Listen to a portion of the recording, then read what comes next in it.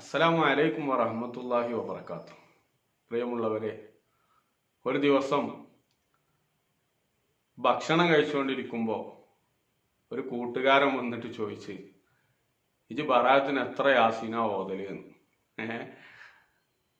അതിനൊരു വലിയ അർത്ഥമുണ്ട്. അതൊരു തമാശക്ക് ചോദിച്ചതാണെങ്കിലും വലിയൊരു അർത്ഥമുണ്ട് ആ ചോദ്യത്തിന്.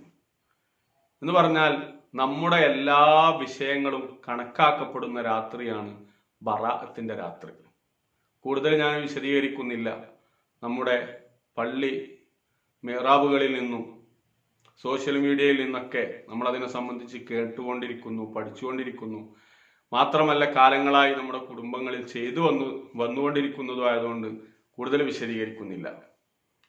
വേറൊരാള് നല്ല ആൾക്ക് ഇങ്ങനെ ഭക്ഷണം അടിച്ചിങ്ങനെ കയറ്റുമ്പോൾ അവനോട് എന്നിട്ട് പറഞ്ഞു, എനിക്ക് തരക്കടില്ല എന്ന് പറഞ്ഞപ്പോൾ അവൻ പറയുന്നുണ്ട് മറ്റവനോട്, എന്ത് അതൊക്കെ ബറാത്തിന്റെ അന്ന് നോക്കണം, യാസീൻ ഓതുമ്പോഴേ ദമ്മുൽ ഓതണം. അതൊരു വിശ്വാസമാണ്. അവൻ പറഞ്ഞത് യഥാർത്ഥത്തിൽ അതിന് വലിയ ഫായിദ ഉണ്ട്, വലിയൊരു അർത്ഥമുണ്ട്.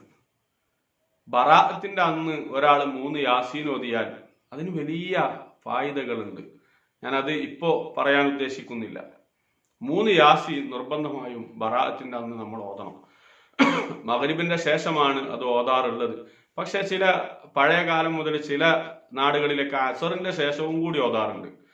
ശരിക്കും മഗ്രിബിന്റെ ശേഷമാണെങ്കിൽ ഇനിയിപ്പോ അസറിന്റെ ശേഷം ഓതി വിചാരിച്ചിട്ട് നഷ്ടമൊന്നുമില്ല. കാരണം ഒരു കൊല്ലത്തേക്ക് മൊത്തത്തിലുള്ളതാണ്. നഷ്ടപ്പെടുത്താതിരിക്കാൻ നമ്മൾ ശ്രദ്ധിക്കണമെന്ന് മാത്രം അഭിഷേകമായി ഞാൻ ഓർമ്മപ്പെടുത്തുകയാണ്. എന്ന് പറഞ്ഞാല് ഒരു യാസീൻ നമ്മുടെ റിസ്കിന് വിശാലത ഉണ്ടാവാൻ, ഭക്ഷണം എന്നല്ല ജീവിതത്തിലെ ജീവിത ഉപാധികൾക്കും അതുപോലെ തന്നെ ഭക്ഷണത്തിനും വസ്ത്രത്തിനും പണത്തിനും ആരോഗ്യത്തിനും എല്ലാം വിശാലത ഉണ്ടാവാൻ വേണ്ടിയാണ് ഒരു യാസീൻ നമ്മൾ ഓതുന്നത്. മറ്റൊരു യാസീൻ നമ്മൾ ഓതാറുള്ളത് നമുക്കറിയാം, നമ്മളെ ആഖിബത്ത് നന്നാവാൻ വേണ്ടിയിട്ടാണ്. നമ്മളെല്ലാവരും ഈ ഓടി നടക്കുന്നത് ആഖിബത്ത് നന്നാവാനാണല്ലോ. അള്ളാഹു സുബ്ഹാനഹു വ തആല നമ്മുടെ ആഖിബത്ത് നന്നാക്കി തരട്ടെ, നല്ലൊരു അന്ത്യം നമുക്കൊക്കെ നൽകട്ടെ. വേറൊന്ന്, ആയുസ്സിൽ ദൈർഘ്യമുണ്ടാവാൻ, ദീർഘായുസ് ഉണ്ടാവാനാണ് ഈ വീഡിയോ. ആ വിഷയത്തിന് വേണ്ടി അല്ലാത്തതുകൊണ്ട് ഞാൻ അത് വിശദീകരിക്കുന്നില്ല. എന്നിരുന്നാലും ഓർമ്മപ്പെടുത്തിയെന്ന് മാത്രം. അതുകൊണ്ട് പ്രാർത്ഥനകളിൽ ഈ വിനീതനെയും എൻ്റെ കുടുംബത്തെയും നിങ്ങൾ മറക്കരുത് എന്ന് ഓർമ്മപ്പെടുത്തുകയാണ്. അള്ളാഹു സുബ്ഹാനഹു വ തആല നല്ല ജീവിതവും നല്ല ആഫിയത്തും ദീർഘായുസും അവസാനം ഹബീബായ മുത്തുനബി തങ്ങളുടെ പൂമുഖം കണ്ടുകൊണ്ടുള്ള ഒരു അന്ത്യം, നല്ലൊരു ആഖിബത്ത് നമുക്ക് അള്ളാഹു തആല നൽകട്ടെ.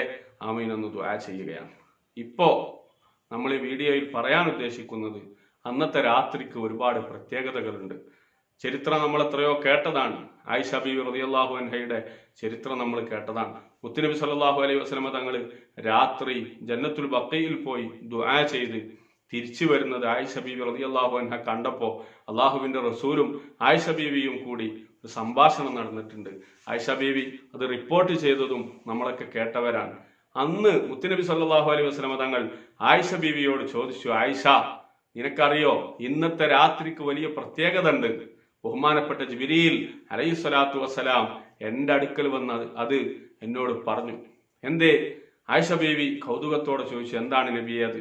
അള്ളാഹുവിന്റെ പ്രവാചകർ മുഹമ്മദുർ റസൂലുള്ളാഹി സ്വല്ലല്ലാഹു അലൈഹി വസല്ലമ തങ്ങൾ പറഞ്ഞു, ജിബ്രീൽ എന്നോട് പറഞ്ഞു, ആയിഷ, ഹാദിഹിൽ ലൈലത്തു ലൈലത്തുൻ നിസ്ഫി മിൻ ശഅബാൻ.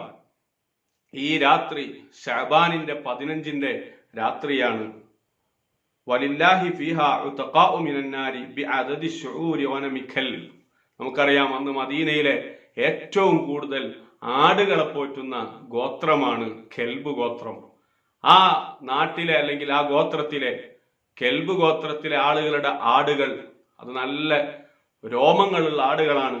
ആ ആടുകളുടെ രോമത്തിന്റെ എണ്ണത്തെക്കാൾ ആളുകൾക്ക് അള്ളാഹു ദോഷങ്ങൾ പുറത്തു കൊടുക്കുമെന്ന് ഹബീബ് മുഹമ്മദ് റസൂലുള്ളാഹി സ്വല്ലല്ലാഹു അലൈഹി വസല്ലം തങ്ങൾ ആയിഷ ബീവിയെ പഠിപ്പിക്കുകയാണ്. ഉമ്മുൽ മുഅ്മിനീൻ ആയിഷത്തു തുഹ്റ റളിയല്ലാഹു അൻഹ. ആയിഷ ബീവി നമ്മളോട് ഇത് പഠിപ്പിച്ചു തരികയാണ്. അത്ര വലിയ ദോഷം ഉണ്ടെങ്കിൽ പോലും അള്ളാഹു ആ രാത്രിയിൽ പുറത്തു കൊടുക്കും. അള്ളാഹുവെ, ഞങ്ങൾക്ക് ആ രാത്രി കൊണ്ട് വിജയിക്കാൻ നീ തൗഫീഖ് നൽകണേ അള്ളാഹ്. ഞാൻ ഓർമ്മപ്പെടുത്തുന്നത് അന്ന് ദോഷങ്ങൾ പുറത്തു കൊടുക്കുന്ന ദിവസമാണ്. അതുകൊണ്ട് മാക്സിമം നമ്മളെ കൊണ്ട് കഴിയുന്ന രൂപത്തിൽ നമ്മുടെ ദോഷങ്ങളൊക്കെ നമ്മൾ പൊറുപ്പിക്കണം. വീഡിയോയുടെ ദൈർഘ്യം ഭയന്നിട്ടാണ് ഞാൻ വിശദീകരിക്കാത്തത്. എന്നിട്ട് ഹബീബായ മുഹമ്മദ് റസൂലുള്ളാഹി സ്വല്ലല്ലാഹു അലൈഹി വസല്ലമ തങ്ങൾ പറയാണ്, കെൽബ് ഗോത്രത്തിലെ ആടിന്റെ രോമങ്ങളുടെ എണ്ണം എത്ര ഉണ്ടോ അതിനേക്കാളും ദോഷങ്ങൾ പുറത്തു കൊടുക്കും. പക്ഷേ ലാ യൻദുറുല്ലാഹു ഫീഹാ ഇലാ മുശ്രിക്കിൻ. അള്ളാഹുവിന്റെ റസൂൽ പറയണ, ആയിഷ, സംഭവം അങ്ങനെയൊക്കെ ഉണ്ടെങ്കിലും അള്ളാഹു താല ഒരു 6 വിഭാഗത്തിന്റെ അടുക്കലേക്ക് അള്ളാഹു താല തിരിഞ്ഞു നോക്കൂല. നഊദു ബില്ലാഹ്, അള്ളാഹു നമ്മളെ കാക്കട്ടെ. ആ ഭാഗത്തേക്ക് അള്ളാഹുവിന്റെ നോട്ടുണ്ടാവൂല. ഇത്രയും ആളുകൾക്ക് അന്നത്തെ രാത്രിയിൽ അള്ളാഹു പുറത്തു കൊടുക്കുമെങ്കിലും 6 വിഭാഗത്തിന് 6 ടീമിനെ അള്ളാഹു താല പരിഗണിക്കൂല. അവരിലേക്ക് അള്ളാഹു നോക്കൂല. അവരുടെ ദോഷങ്ങൾ അള്ളാഹു പൊറുക്കൂല. ആരാണ്? ഒന്ന് മുശ്രിക്കത്ത്. ഒന്നാരാണ്? മുശ്രിക്കാണ്. മുശ്രിക്ക് എന്ന് പറഞ്ഞാല് ശിർക്ക് ചെയ്യുന്ന ആള്. ശിർക്ക് ചെയ്യാന്ന് പറഞ്ഞാൽ അള്ളാഹുവിൽ പങ്കു ചേർക്കുക എന്നാണ് ഉദ്ദേശ്യം. ഇവിടെ അമുസ്ലിം എന്ന ഉദ്ദേശത്തിൽ ആയിക്കൊള്ളണമെന്നില്ല. നമ്മളിൽ തന്നെ മുസ്ലിം നാമധാരികളായ കുറെ ആളുകളുണ്ട്.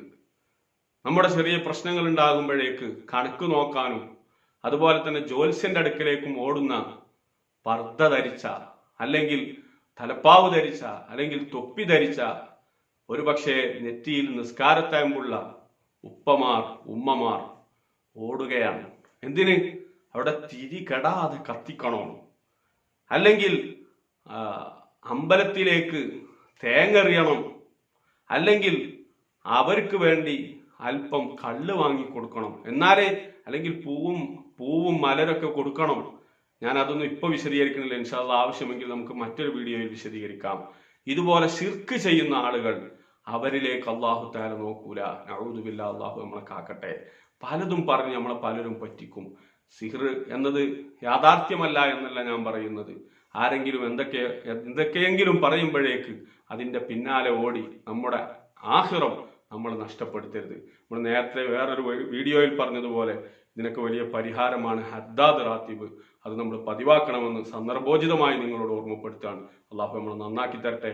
സാഹിര്യങ്ങളെ സിഹിറിൽ നിന്ന്, അയിനിൽ നിന്ന്, പത്താനിങ്ങളെ ഫിത്നയിൽ നിന്ന്, കാദിബീങ്ങളെ കിസ്ബിൽ നിന്ന്, ലായിനിങ്ങളെ ലായനത്തിൽ നിന്ന്, കുഫാരിങ്ങളെ കുഫരിയത്തിൽ നിന്ന് അള്ളാഹു നമ്മളെ എല്ലാ നിലക്കും പ്രൊട്ടക്ഷൻ നൽകി അനുഗ്രഹിക്കട്ടെ.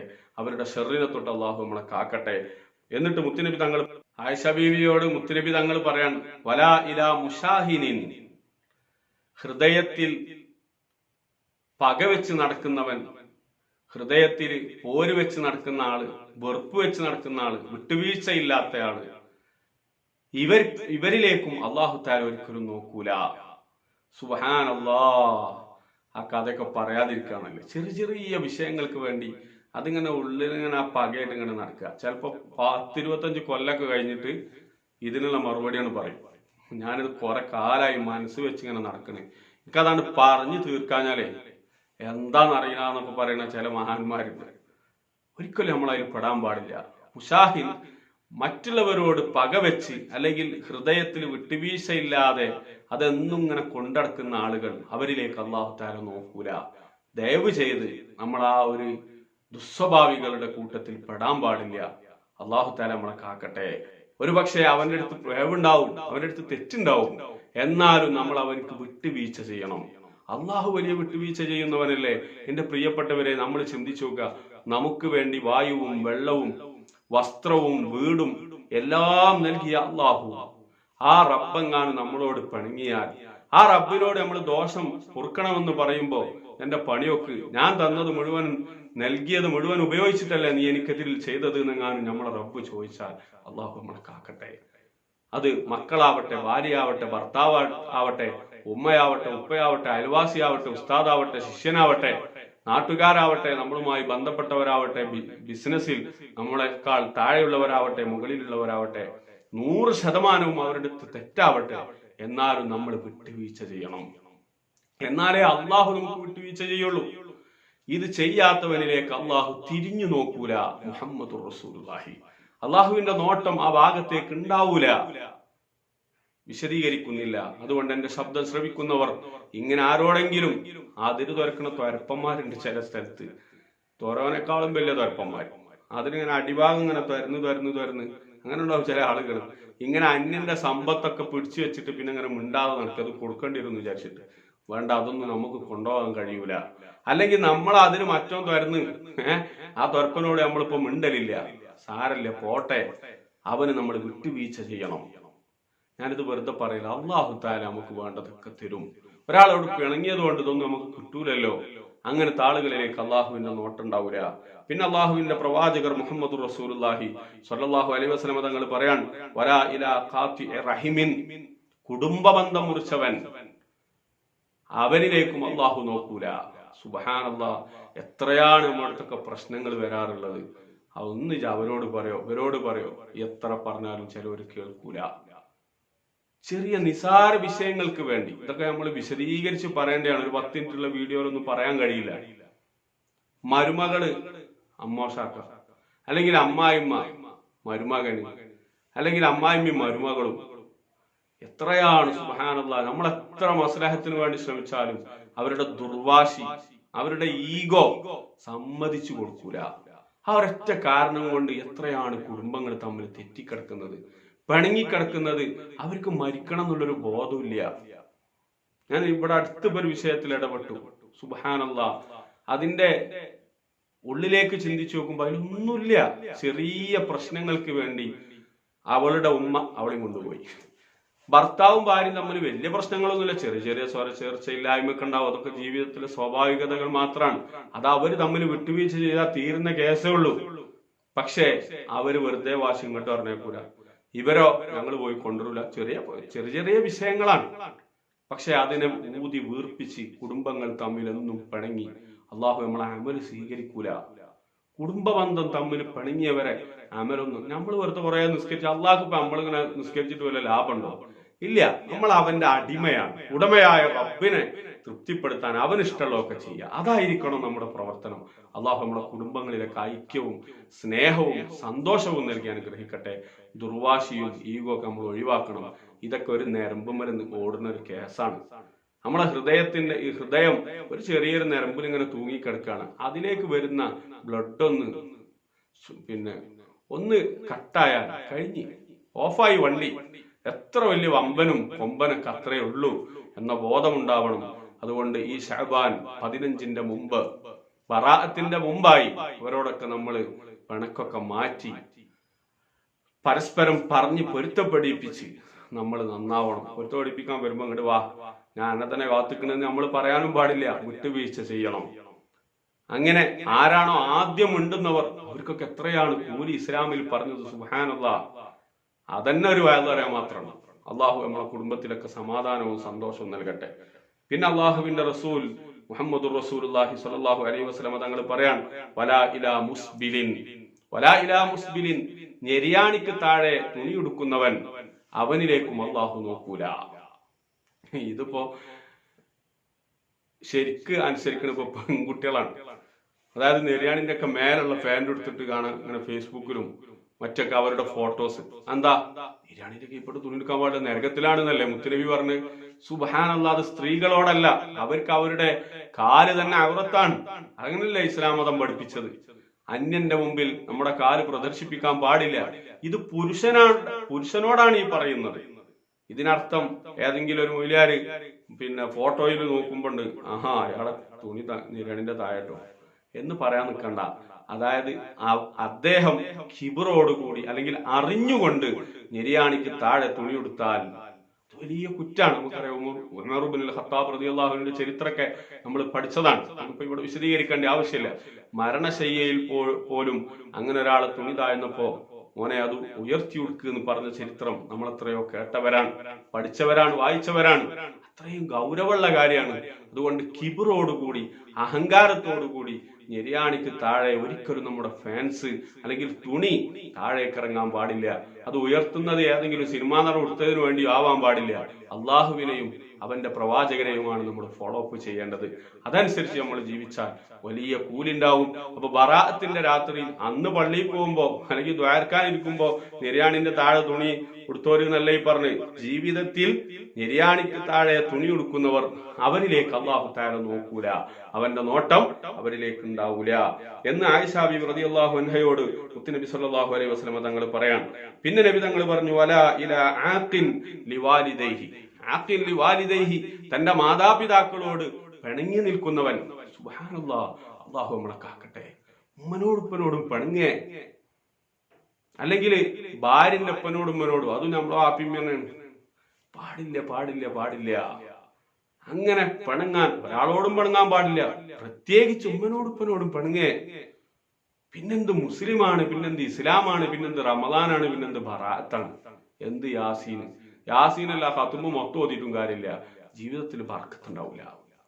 ഉമ്മനുപ്പനും അവഗണിച്ചിട്ടൊരു ജീവിതം ഇല്ലേ ഇല്ല. ഇത് പെണ്ണിനോട് ഞാൻ പറയാണ്, നിന്റെ ഭർത്താവിന്റെ ഉമ്മയും ഉപ്പയും നിന്റെ ഉമ്മയുപ്പയാണ്. ആണിനോട് ഞാൻ പറയാണ്, നിന്റെ ഭാര്യന്റെ ഉമ്മയുപ്പയും നിന്റെ ഉപ്പയാണ്. അവരോടൊന്നും പണിങ്ങിക്കാൻ പാടില്ല. ഞാൻ 15 പവനാ പറഞ്ഞില്ലേ, 14.5 തന്നിട്ടുള്ളൂ പറഞ്ഞാണ് പണിങ്ങ. വാക്ക് വായിക്കണം മനുഷ്യനാണെങ്കിൽ എന്ന് പറഞ്ഞിട്ട് അവരോട് പണിങ്ങി നിൽക്കുക പാടില്ല.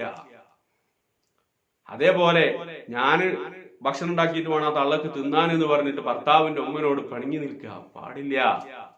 നമുക്കതിന് അധികാരമില്ല. അങ്ങനെ ഉണ്ടെങ്കിൽ ബറാഅത്തിന്റെ രാവിൽ അള്ളാഹു തആല നമ്മിലേക്ക് നോക്കൂല പറഞ്ഞാൽ പിന്നെ അന്ന് എന്തു തെറ്റും ചെയ്യാം, അള്ളാഹ് നമ്മള് നോക്കൂലല്ലോ എന്നല്ലോ. നന്മയുടെ നോട്ടം, അവന്റെ റഹ്മത്തിന്റെ നോട്ടം നമ്മളിലേക്ക് നോക്കൂല. ഹബീബായ മുത്തനബി സല്ലല്ലാഹു അലൈഹി വസല്ലം തങ്ങൾ പറയുകയാണ്, വലാ ഇലാ മുദ്മിനി ഖംറിൻ, കള്ളുകുടിയനിലേക്കും അള്ളാഹു തആല നോക്കൂല. ഇതൊരു ദീർഘമായ ഹദീസാണ്, ഞാൻ അതെല്ലാം കൂടി പറയുന്നില്ല. ഇതുപോലെ അന്ന് ചൊല്ലാനുള്ള ദിക്റൊക്കെ ഹദീസിൽ പറയുന്നുണ്ട്. അത് നിങ്ങൾ പിന്നെ അല്ലെങ്കിൽ മറ്റു ക്ലാസ്സുകളിൽ നിന്ന് പഠിച്ചു മനസ്സിലാക്കി ചൊല്ലണമെന്ന് ഓർമ്മപ്പെടുത്തുകയാണ്. അന്ന് മുത്തുനബി സല്ലല്ലാഹു അലൈഹി വസല്ലം തങ്ങൾ സുജൂദിലേക്ക് വീഴുകയും തങ്ങൾ സുജൂദിൽ കിടന്ന് വഫാത്തായി പോയോ എന്ന് വരെ ഞാൻ പേടിച്ചു എന്ന് ബീവി ആയിഷ റളിയല്ലാഹു അൻഹ പറയുന്നത് ചരിത്രത്തിൽ കാണാം. ഞാൻ ഓർമ്മപ്പെടുത്തുന്നത്, ഈ 6 വിഭാഗത്തിൽ നമ്മൾ ആരും പെടാൻ പാടില്ല. നിർബന്ധമായും ഇതിൽ നിന്നും നമ്മൾ മുക്തരാവുകയും സന്തോഷത്തോടെ ആ ബറാഅത്തിന്റെ രാവിനെ സ്വീകരിക്കുകയും അന്ന് രാത്രിയുടെ ഇരുട്ടിൽ അള്ളാഹുവിനോട് കൈ ഉയർത്തി തൗബ ചെയ്ത് റമദാനിനെ നമ്മൾ സ്വീകരിക്കാൻ പറ്റിയ പാകപ്പെട്ടൊരു മനസ്സുമായി നമുക്ക് റമദാനിനെ സ്വീകരിക്കണം. അള്ളാഹുവെ, ഞങ്ങളെ നീ നന്മയുടെ വക്താക്കളിൽ പെടുത്തണേ അല്ലാ. ഞങ്ങളെ നാവിന് അസർ നൽകണേ അല്ലാ. ദുആകൾക്ക് ഇജാബത്ത് നൽകണേ അല്ലാ. ബറാഅത്തിന്റെ രാത്രി കൊണ്ട് വിജയിക്കുന്നവരിൽ ഞങ്ങളെയും ഞങ്ങളെ മാതാപിതാക്കള്, ഞങ്ങളെ ഭാര്യ ഭർത്താക്കന്മാര്, ഞങ്ങളെ ഉസ്താദുമാര്, ഞങ്ങളെ മക്കള്, ഞങ്ങളുമായി ബന്ധപ്പെട്ടവർ, ഞങ്ങളെ മുഹിബ്ബീങ്ങൾ എല്ലാവരെയും നീ ഉൾപ്പെടുത്തി അനുഗ്രഹിക്കണേ അല്ലാ. ബിറഹ്മതിക യാ അർഹമർ റഹീമീൻ. അസ്സലാമു അലൈക്കും വറഹ്മത്തുള്ളാഹി വബറകാതുഹു.